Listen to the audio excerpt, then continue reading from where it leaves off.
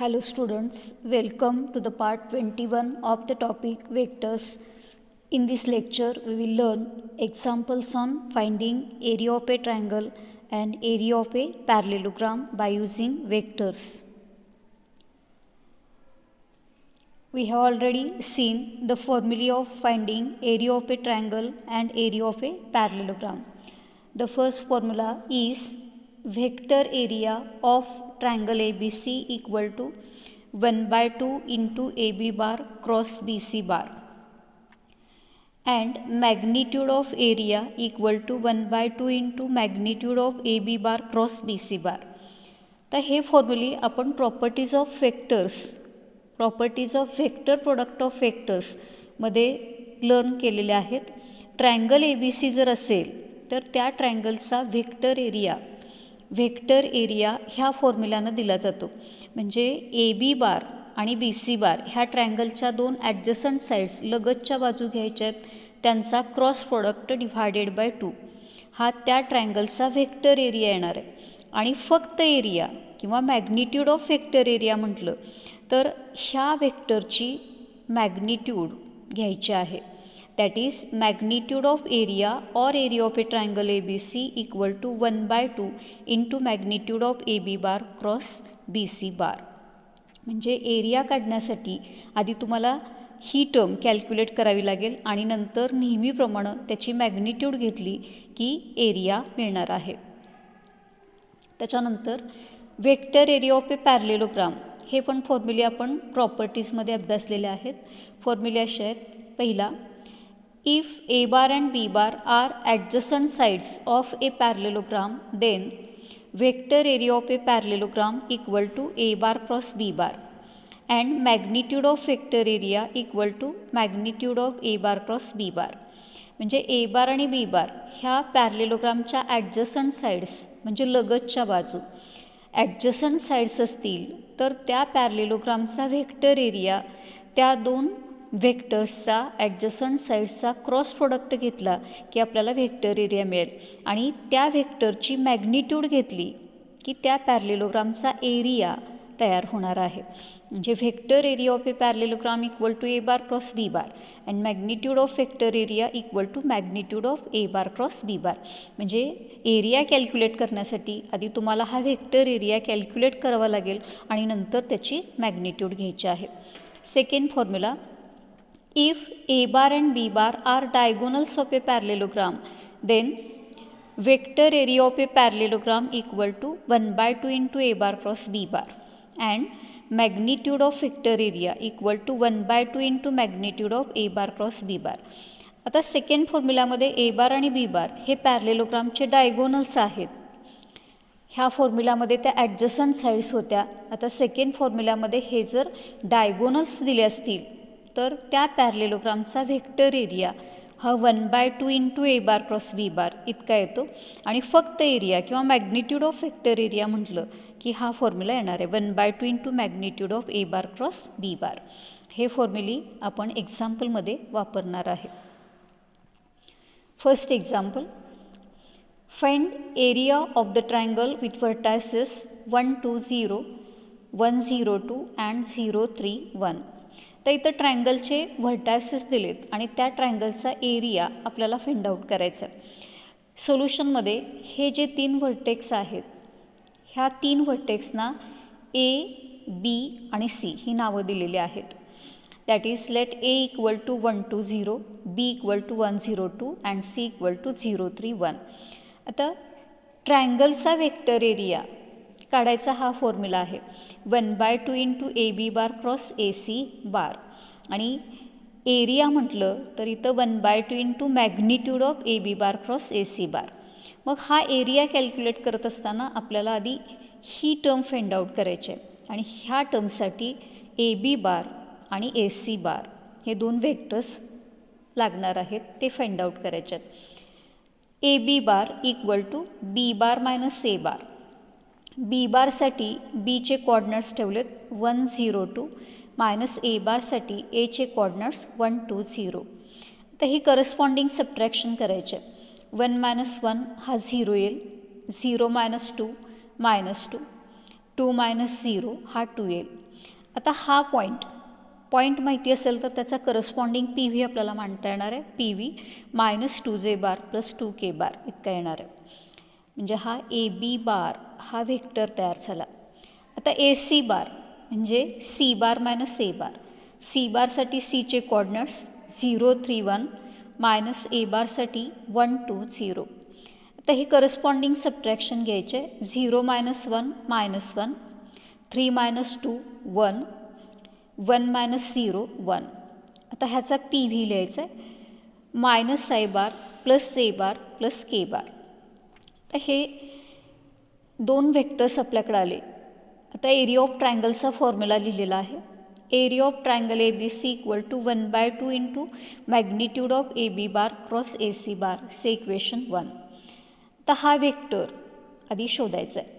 Consider A B bar cross A C bar दोन व्हेक्टरचा cross product आहे. क्रॉस प्रोडक्टसाठीचं एक्सप्रेशन डिटर्मिनंट येईल. त्याचा पहिला रो नेहमी आय बार जे बार के बार हाच असणार आहे.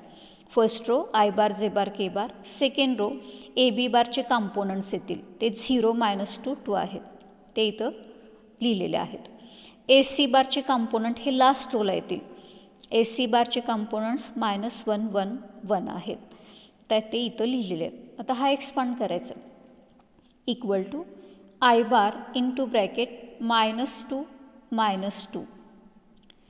सेकंड टर्म निगेटिव्ह येईल. मायनस ए बार इंटू 0 मायनस -2 म्हणजे 0 प्लस 2 प्लस के बार इंटू हा कॉलम सोडायचा 0 -2.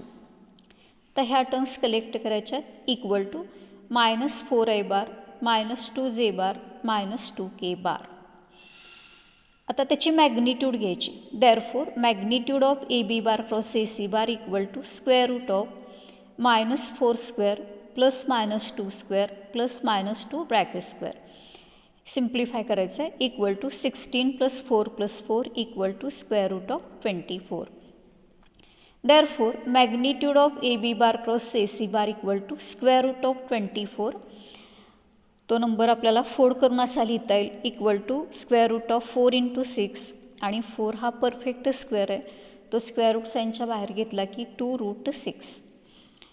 आता ही व्हॅल्यू इक्वेशन 1 मध्ये ठेवलेली आहे.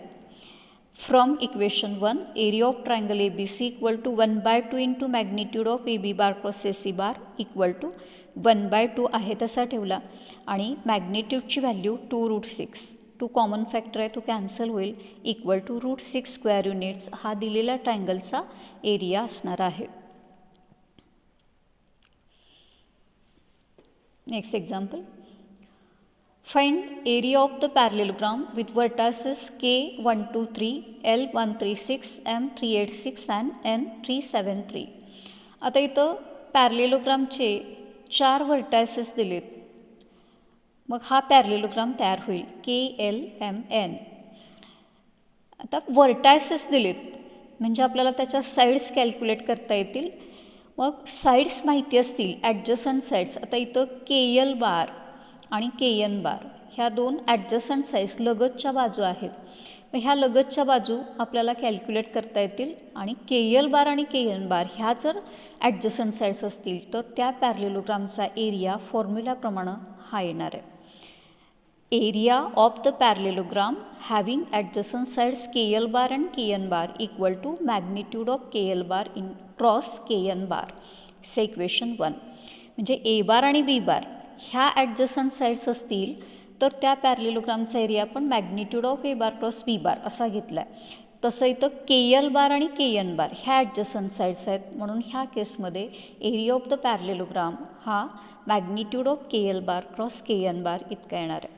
आता त्याच्यासाठी आधी आपल्याला हे दोन व्हेक्टर्स शोधावे लागतील.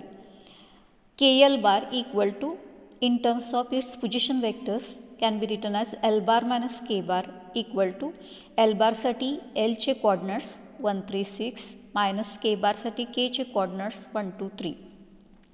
आता ही करस्पॉन्डिंग सबट्रॅक्शन घ्यायची आहे. 1 - 1 0, 3 - 2 1, 6 - 3 3 आणि हा पी व्हीच्या टर्म्समध्ये लिहायचा आहे. तो J बार प्लस 3K बार इतका येईल. त्याच पद्धतीनं KN bar equal to N bar minus K bar equal to N बारसाठी एनचे कोऑर्डिनेट्स दिलेले आहेत ते इथं ठेवलेत 3 7 3 मायनस के बारसाठी केचे कोऑर्डिनेट्स दिलेले आहेत ते सबस्टिट्यूट केलेत. आता हे सबट्रॅक्शन घ्यायचे 3 - 1 2 7 - 2 5 आणि 3 - 3 0 आणि पॉईंट माहिती असेल तर पी व्ही आपल्याला मांडता येणार आहे equal to 2i bar plus 5j bar. आता ह्या दोन वेक्टर्सचा क्रॉस प्रोडक्ट घ्यायचा. Therefore K L bar cross K N bar cross प्रोडक्टसाठीचं एक्सप्रेशन डिटर्मिनंट असणार आहे. डिटर्मिनंट ज्याचा पहिला रो नेहमी आय बार जे बार के बार हाच असणार आहे. सेकंड रो के एल बारचे कॉम्पोनंट्स ते 0 1 3 आहेत 0 1 3 आणि लास्ट रो के एन बारचे कॉम्पोनंट्स ते 2 5 0 असणार आहेत ते इथं मांडलेले आहेत. आता डिटर्मिनंट तुम्हाला एक्सपांड करता येतो आहे त्या पद्धतीने एक्सपांड केलेला आहे. I bar into bracket 0 - 15 second term एक्सपान्शनमधली नेहमी निगेटिव्ह असेल minus J bar into 0 - 6 plus के बार इंटू 0 - 2. आता टर्म्स कलेक्ट केलेत equal to -15i bar plus 6j bar -2k bar. आता हा क्रॉस प्रोडक्ट झाला ह्याची मॅग्निट्यूड आपल्याला लागणार आहे. Therefore magnitude of K L bar cross K N bar equal to square root of x² + y² + z². इथं x y आणि झेडच्या ह्या व्हॅल्यू आहेत that is -15² plus 6² plus -2 bracket square. Simplify करायचं square root of 225 plus 36 plus 4 equal to square root of 265. तर ही value फक्त equation 1 मध्ये ठेवलेले आहे. That is from equation 1 area of the parallelogram equal to magnitude of K L bar cross K N bar equal to square root of 265 square units. Area असेल तर हे शब्द तिथं आले पाहिजेत square units. Third example find the area of the parallelogram whose adjacent sides are the vectors a bar equal to 2i bar minus 2j bar plus k bar and b bar equal to i bar minus 3j bar minus 3k bar. आता इथं ॲडजसंट sides डायरेक्टच दिलेल्या आहेत म्हणजे ह्या ॲडजसंट sides आहेत असं म्हटलेलं आहे. मग ए बार आणि बी बार ॲडजसंट साईड्स असतील तर आपल्याला पॅरलेलोग्रामचा एरिया काढायचा फॉर्म्युला माहिती आहे. Solution area of the parallelogram having adjacent sides a bar and b bar equal to magnitude of a bar cross b bar say equation 1. आता इथं तयारच साईड्स दिलेल्या आहेत. आता a बार क्रॉस b बार आपल्याला आधी फाइंड आउट करावं लागेल. Consider a bar cross b bar expression determinant येईल ज्याचा पहिला रो i बार जे बार के बार. सेकंड रो a बारचे कॉम्पोनंट्स इथं a बार हा वेक्टर दिलेला आहे त्याचे कॉम्पोनंट्स 2 -2 1 ते सेकंड रोला येतील आणि बी बारचेच कॉम्पोनंट थर्ड रोला येतील ते 1 -3 -3 आहेत ते इथं मांडलेले आहेत. Expansion equal to I bar into bracket 6 - -3 म्हणजे 6 + 3 minus J bar into -6 -1 plus के बार इंटू -6 + 2. आता ह्या टर्म्स कलेक्ट केलेत equal to 9i bar plus 7j bar -4k bar. Therefore magnitude of A bar cross B bar equal to square root of 9² plus 7² plus -4 bracket square equal to square root of 81 plus 49 plus 16 equal to square root of 146. आता ही value फक्त equation 1 मध्ये ठेवलेली आहे. हा आपल्याला एरियाच मिळालेला आहे. Therefore from 1 area of the parallelogram equal to magnitude of A bar cross B bar equal to square root of 146 units square किंवा स्क्वेअर युनिट्स.